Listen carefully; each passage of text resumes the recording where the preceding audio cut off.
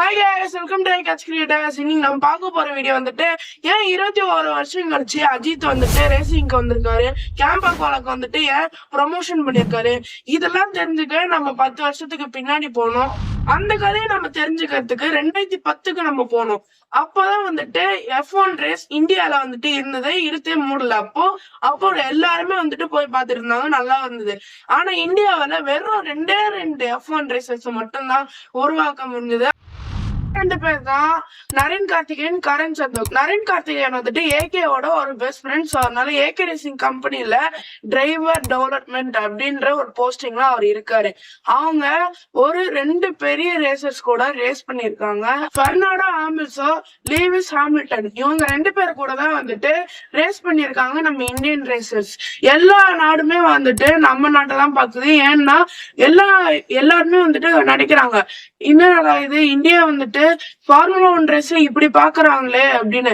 அதுக்கு காரணம் வந்துட்டு 2010 காலகட்டத்துல மிடில் கிளாஸ் தான் வளர்ந்து வர ஒரு டைம். அப்போ வந்துட்டு என்டர்டைன்மெண்ட்டுக்கு இந்த ஃபார்முலா 1 ரேஸ பார்க்க ஆரம்பிச்சாங்க. விஜய் மல்லையாவும் ஃபோர்ஸ் இந்தியா அப்படின்ற ஒரு ஃபார்முலா ரேஸ் கம்பெனியை ஆரம்பிச்சு இன்டர்நேஷனல் லெவல்ல கொண்டு போயிட்டாங்க. அதனாலதான் இந்தியாவை வந்துட்டு எல்லா நாடுகளும் திரும்பி பார்க்க ஆரம்பிச்சது. பெர்னி எக்கல்ஸ்டோன் கூட, அவர் வந்துட்டு ஒரு பெரிய பிசினஸ்மேன் அண்ட் ரேசர்.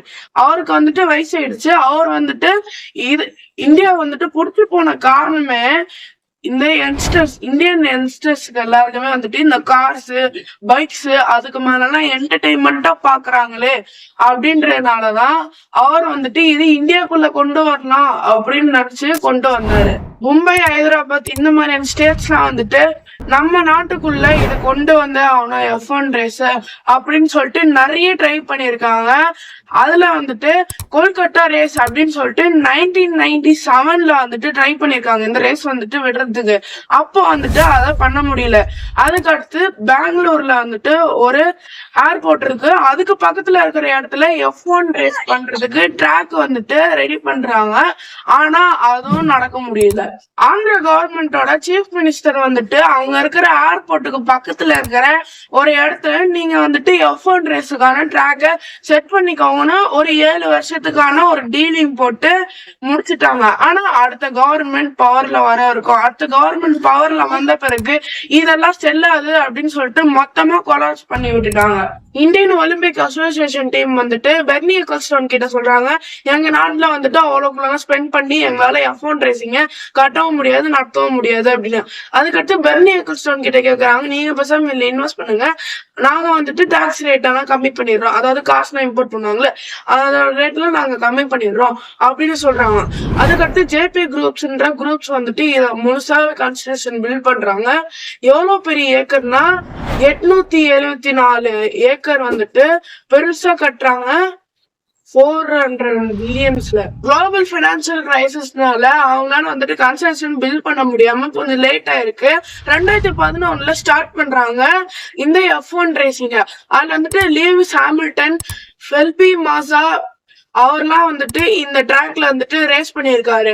அங்க வந்துட்டு கமெண்ட்ரி கொடுப்பாங்க பாத்தீங்களா, அதுக்குன்னு தனியா ஒரு ஸ்பேஸ் கொடுத்துருப்பாங்க. அந்த இடம் ஜெயில் மாதிரி இருக்குன்னு சொல்லிட்டு இந்தியன் இன்ஃபோர்டேஷன் கம்ப்ளைண்ட் அடிக்கிட்டே போயிட்டு இருக்காரு. ஏன்னா கால் கராஜ் உள்ள வந்துட்டு வவ்வால்கள் எல்லாம் குட்டி போட்டு வாழ்ந்துகிட்டு இருக்கு. கமெண்ட்ரி பண்ண சொல்றாரு, இந்த ட்ராக்குக்குள்ளதான் வந்துட்டு டாக்ஸ் எல்லாம் வந்துட்டு தெருநாய்கள் எல்லாம் வந்துட்டு உள்ள வருது அப்படின்னு. 2012ல தான் வந்துட்டு அவங்க ஒரு பிரச்சனையை ஃபேஸ் பண்றாங்க. வெளிநாட்டுல இருக்கிற டிக்கெட்டோட அந்த ரேட்ஸோட இங்க வந்துட்டு இந்தியால கம்மியா தான் இருக்கு. ஆனா போன வருஷம் இருந்த ஹைப் வந்துட்டு இப்ப இல்ல. அதே மாதிரி ஆடியன்ஸும் ரொம்ப ரொம்ப கம்மியா வர ஆரம்பிச்சிட்டாங்க அப்படின்னு சொல்றாங்க. என்னதான் இருந்தாலுமே ஒரு ரேஸ்னா வந்துட்டு நல்லா கியூரியாசிட்டியா சூப்பரா போகணும். ஆனா இது வந்துட்டு ரொம்ப ஸ்லோவாவும் அதே மாதிரி ரொம்ப போர் அடிக்கிற மாதிரி போச்சு. ஏன்னா நம்ம வந்துட்டு யாருக்காக பாக்குறோம், இந்தியாக்காக. இந்தியன் ரேசஸ் ரெண்டு பேர் தான். அவங்க 2 பேருக்காருமே வந்துட்டு எப்பயுமே லாஸ்ட்ல தான் வந்துகிட்டு இருக்கு. அதனால வந்துட்டு நிறைய இந்தியன் பீப்புள்ஸ் வந்துட்டு அந்த ரேஸ எப்பயுமே காசு வந்துட்டு நம்ம இந்தியன் பீப்புளோட கார் வந்துட்டு லாஸ்ட்ல தானே வருது, நம்ம எதுக்கு பாக்கணும்ன்ற மாதிரி பார்க்காமலே போயிட்டாங்க. ஆடியன்ஸும் ரொம்ப கம்மியாவே வந்துகிட்டு இருக்காங்க.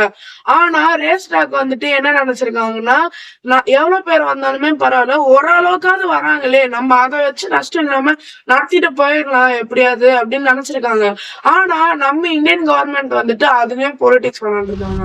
அண்ட் ஒரு அதிரடியான ஒரு விஷயம் வந்துட்டு அவங்களுக்கு நடந்துருது. என்னதுன்னா, நீங்க பண்றது வந்துட்டு என்டர்டைன்மெண்டா தான் இது வந்துட்டு மக்கள் பாக்குறாங்க, இது என்டர்டைன்மெண்ட்டுக்கு கீழே தான் வரும், நீங்க என்டர்டைன்மெண்ட்டுக்கு வந்துட்டு எப்பயுமே நீங்க டாக்ஸ் கட்டி தான் ஆகணும்னு அதுக்கும் டாக்ஸ் கேட்கறாங்க. பிளஸ் வந்துட்டு அப்போ டாக்ஸ்லாம் வந்துட்டு நாங்க கம்மி பண்றோம், இம்போர்ட்டிங் டாக்ஸ் அப்படின்லாம் சொன்னாங்கல்ல, அதெல்லாம் அதிகமும் படுத்தி விடுறாங்க, நார்மல் டாக்ஸுக்கு வந்துருது. அப்படின்னும் போது F1 ரேசிங்கோட மேனேஜ்மெண்ட் வந்துட்டு கேக்குது, நாங்க வந்துட்டு அப்ப அக்ரிமெண்ட்லாம் போட்டுமே செல்லாத அப்படின்னு வந்துட்டு சுப்ரீம் கோர்ட்டு கிட்ட வந்துட்டு போதும். சுப்ரீம் கோர்ட்டே என்ன சொல்லுதுன்னா, நீங்க வந்துட்டு என்டர்டைன்மெண்ட்டுக்கு கீழே தான் நடத்துறீங்க, அதனால வந்துட்டு நீங்க டாக்ஸ் கட்டி தான் ஆகணும் அப்படின்னு வந்துட்டு தீர்ப்பு சொல்லுது. அப்போ வந்துட்டு என்னடா நீங்க வந்துட்டு எழுதி தானே வாங்கினீங்க, நீங்க வந்துட்டு டாக்ஸ் வாங்க நாங்க கம்மி பண்ணிடுறோம், நீங்க வந்துட்டு டாக்ஸே கட்ட தேவையில்லை, ஸ்போர்ட்ஸ் பர்பஸாக வருது அப்படின்னு தானே சொன்னீங்க, இப்போ இப்படி சொல்றீங்களே மாதிரி இந்த F1 ரேஸ் அதிர வைக்குது. ஜேபி குரூப்ஸ் வந்துட்டு இதுக்கு எல்லாத்தையுமே காசு கொடுத்துட்டு கடையை மூடிட்டு கிளம்புறாங்க. அதுக்கு அடுத்து இந்தியன் யமுனா எக்ஸ்பிரஸ்-வே, அதாவது YEIDA, அவங்க வந்துட்டு இதை காசு கொடுத்து வாங்கிடுறாங்க. இவங்களாம் வந்துட்டு மோட்டர் ஜிபி ரைட்ஸ் அதுக்கு அடுத்து அதெல்லாம் கொண்டு வந்தாங்க, அது வேற கதை. பெரிய பெரிய குழந்தைங்களா இருப்பாங்கல்ல, விஐபியோட குழந்தைங்க, காசை வாங்கிட்டு வந்து உள்ளர வந்துட்டு ஓட்ட விடுறது அந்த மாதிரிலாம் வந்துட்டு பண்ணிட்டு இருந்தாங்க. அதே மாதிரி ஒரு சில சாம்பியன்ஷிப்ஸ் அந்த மாதிரிலாம் நடத்தினாங்க. திருப்பியும் வந்துட்டு உத்தரப்பிரதேஷ் கவர்மெண்ட் என்ன சொல்றாங்கன்னா, இதை வந்துட்டு என்டர்டைன்மெண்ட்டுக்கு கீழே வராதுப்பா, இதை வந்துட்டு ஸ்போர்ட்ஸ் பர்பஸா தான் வரும், நீங்க டாக்ஸ் பே பண்ண தேவையில்ல அப்படின்னு சொல்லிட்டு திருப்பி உள்ள இழுக்க பாக்குறாங்க. ஆனா இந்த மாதிரி மாத்தி மறைச்சு பேசிக்கிட்டே இருந்தா யாரு வந்துட்டு அதெல்லாம் இன்வெஸ்ட் பண்ணுவான்னு நீங்களே சொல்லுங்க. சோ யாருமே வந்துட்டு இன்வெஸ்ட் பண்ணாம ஆயிடுச்சு. அதுக்கடுத்து பெரிய பெரிய விஐபிஸ் எல்லாம் கூப்பிட்டு மோட்டர் ஜிபி ரைட்ஸ் உள்ள கொண்டு வந்து அது ஒரு பெரிய லெவல்ல கொண்டு போக வச்சாங்க. மோட்டர் ஜிபி ரைட்ஸ்ல வந்துட்டு பெரிய பெரிய விஐபிஸ் கூப்பிட்டு அதை ப்ரொமோட் பண்ணிக்கிட்டே இருக்கிறது, அந்த மாதிரி பண்ண அது நல்லா ப்ரொமோஷன் பண்ணி அது நல்லா போய்கிட்டு இருந்தது.